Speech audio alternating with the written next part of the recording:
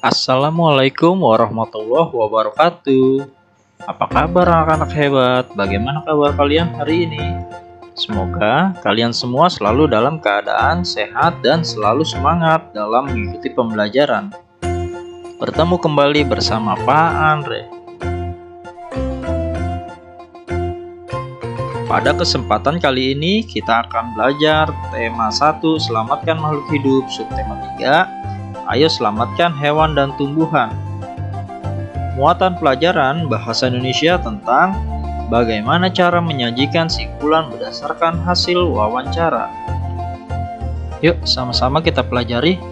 Oh iya, jangan lupa mencatat hal-hal penting pada materi ini ya, agar kalian lebih memahami materi yang Pak Andre sampaikan. Sebelum kita belajar menyajikan simpulan berdasarkan hasil wawancara, kita perlu memahami serta mempelajari bagaimana cara wawancara yang baik. Kita simak sama-sama ya.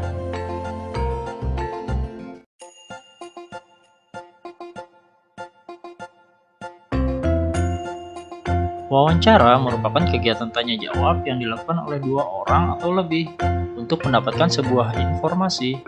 Di dalam wawancara, ada istilah narasumber dan wawancara.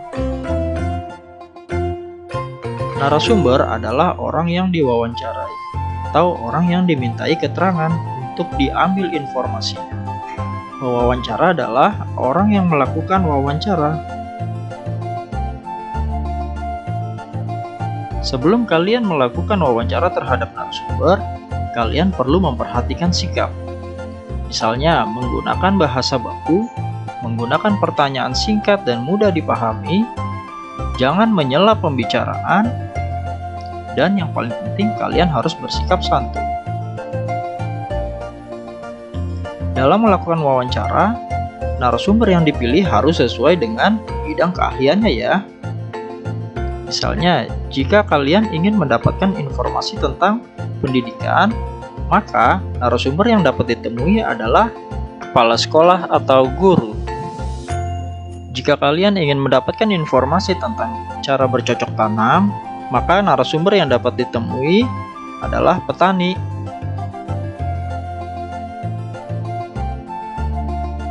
Langkah-langkah dalam melakukan wawancara adalah sebagai berikut. Yang pertama, menentukan tema. Yang kedua, membuat daftar pertanyaan. Yang ketiga, mengurutkan daftar pertanyaan. Yang keempat, menentukan narasumber. Yang kelima, melakukan wawancara. Yang keenam, mencatat jawaban narasumber. Dan yang terakhir, membuat laporan serta kesimpulan hasil wawancara.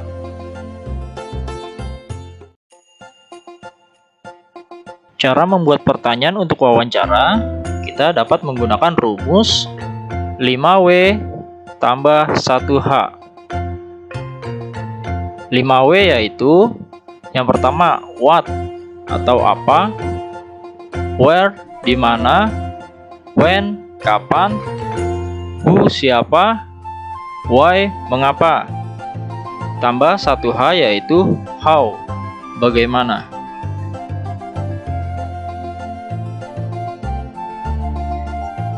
Setelah membuat daftar pertanyaan, langkah selanjutnya yaitu mengurutkan terlebih dahulu pertanyaan mana yang akan kalian tanyakan terlebih dahulu. Tujuannya agar pada saat proses wawancara, topik pembahasan akan terarah dan teratur. Yuk sama-sama kita perhatikan contoh wawancara berikut ini.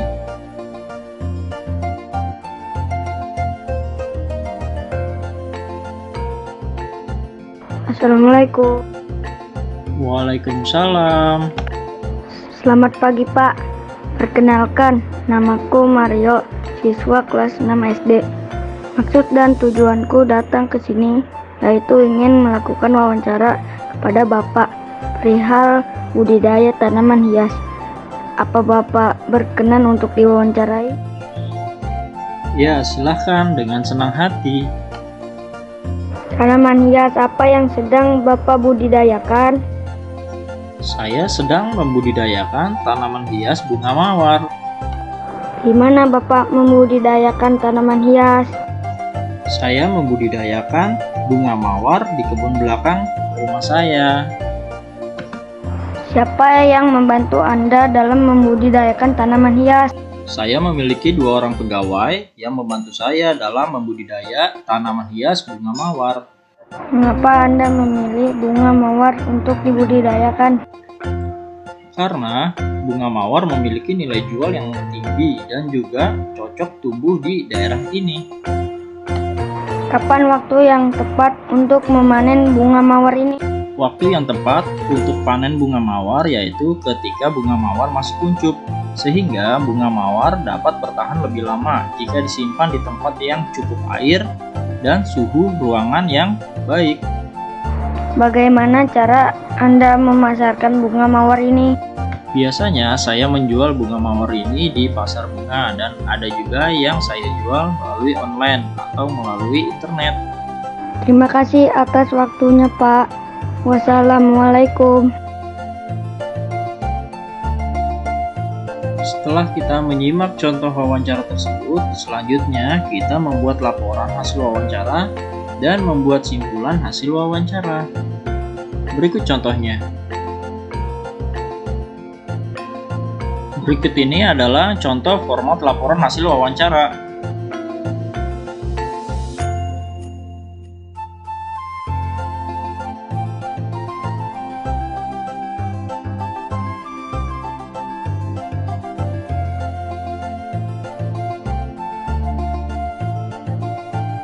Cara menyajikan simpulan hasil wawancara adalah sebagai berikut. Yang pertama, kalian harus dapat menemukan inti dari setiap jawaban yang diberikan oleh narasumber. Yang kedua, menentukan ide pokok dari jawaban yang diberikan. Sekian penjelasan dari Pak Andre. Terima kasih telah menonton video ini.